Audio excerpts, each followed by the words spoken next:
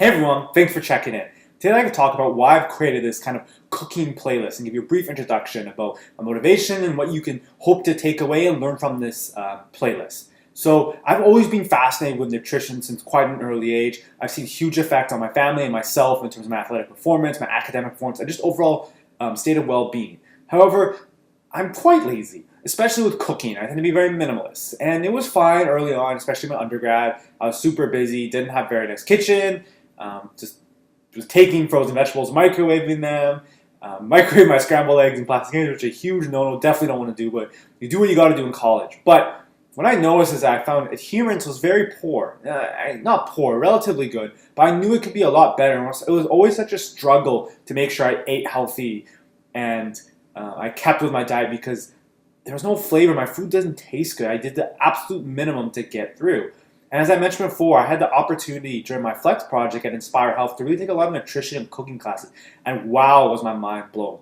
Not only did I get a much more balanced perspective, because a lot of times when you read nutrition books, for the authors to sell it, and it's part of the role, it's not that they're bad authors, they have to add their own little niche or lean to it or bias to make it appealing to others to buy. Because if it's just us saying eat a whole food plant-based diet, follow common sense, eat foods that your grandmother recognized, eat less, etc. Just basic fundamental principles of a good diet, there'd be no reason to buy the book because there's a million books before that have said the same thing. You just got to add your own little twist to it. So attending these nutrition classes really helped me understand, okay, it's not about this black and white and good foods, bad foods, and it's really less optimal to more optimal. But also, they really helped me refine my cooking skills. And at first I thought, oh, this would take so much time, but it's really awesome. My nutrition has vastly improved. My food tastes way better. And I've learned to connect with kind of the joy of cooking, how much fun it can be when you kind of relearn and redevelop that connection to food. Because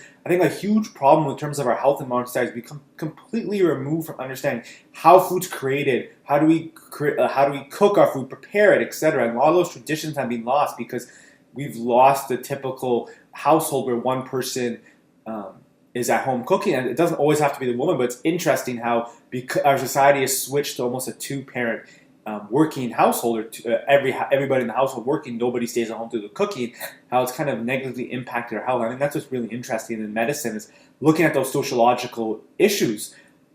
So yeah, in this video, I'd like to kind of show you how you can regain that control and regain those traditions, because 1,000 years ago, we didn't have nutritionists or dietitians or physicians telling us what to eat. But people were radically way healthier than they are right now because these traditions, they may seem kind of silly, and there is some silliness in some of the traditions, but a lot of these traditions, there's so much wisdom and value that's known, and we're only now starting to discover why those things are so powerful and science has shown why they're so effective. So for example, in India, they use a ton of spices, and while it may taste very extremely tasty, there's actually a scientific reason why people do that. We didn't know that 1,000 years ago, but in India, it's a very warm country.